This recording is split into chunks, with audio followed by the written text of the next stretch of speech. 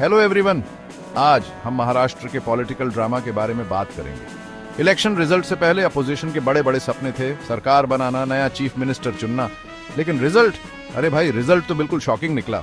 Ruling party Mahayuti ने तो opposition को साफ मैदान से बाहर कर दिया। इतना ज्यादा कि अब अपोजिशन के पास लेजिस्लेटिव असेंबली में लीडर ऑफ अपोजिशन के लिए भी सीटें नहीं है। हाँ, आपने सही सुना, सरकार बनाने का सपना तो टूटा ही, ऊपर से लीडर ऑफ अपोजिशन की कुर्सी भी नहीं मिली।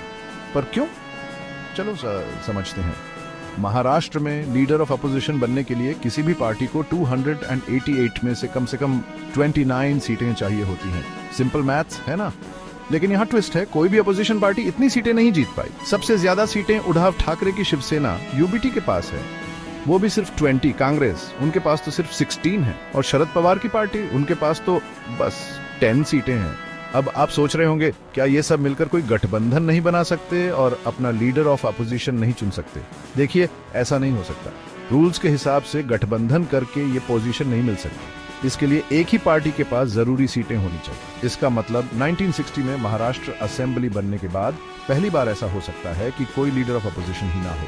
जरा सोचिए, डिप्टी स्पीकर के बगल वाली सीट जो हमेशा लीडर ऑफ अपोजिशन के लिए होती है, वो खाली रहेगी। हालांकि ऐसा पहली बार नहीं हो रहा है। पिछले कुछ सालों में लोकसभा में भी ऐसी ही स्थिति देखने को मिली है। अपोजिशन बनाने के लिए जरूरी 55 सांसद ना होने की वजह से लीडर ऑफ अपोजिशन की कुर्सी खाली रही थी। जवाहरलाल नेहरू और राजीव गांधी के समय को याद कीजिए, तब भी लोकसभा में कोई लीडर ऑफ अपोजिशन नहीं था। अगर आपको लगता है कि ड्रामा यहीं खत्म हो गया तो फिर से सोचिए। मानखुर्द शिवाजी नगर विधानसभा क्षेत्र में शिवसेना और एनसीपी के बीच अंदरूनी कलह ने समाजवादी पार्टी के नेता अब्बू आजमी के लिए राह आसान कर दी। महायुति के दोनों दलों ने अपने अपने उम्मीदवार उतारे, जिससे वोट बंट गए और आजमी को जीत मिली। यही तो पॉलिटिक्स है, अनपेक्षित गठबंधन और दुश्मनी से भरी हुई। तो लीजिए, आपके सामने है, महाराष्ट्र की राजनीति एक ऐसी रोलर कोस्टर सवारी बन गई है जहां कोई लीडर ऑफ अपोजिशन नजर नहीं आ रहा। अब सवाल यह है कि इसका असर असेंबली के कामकाज पर कैसे पड़ेगा, ये तो वक्त ही बताएगा।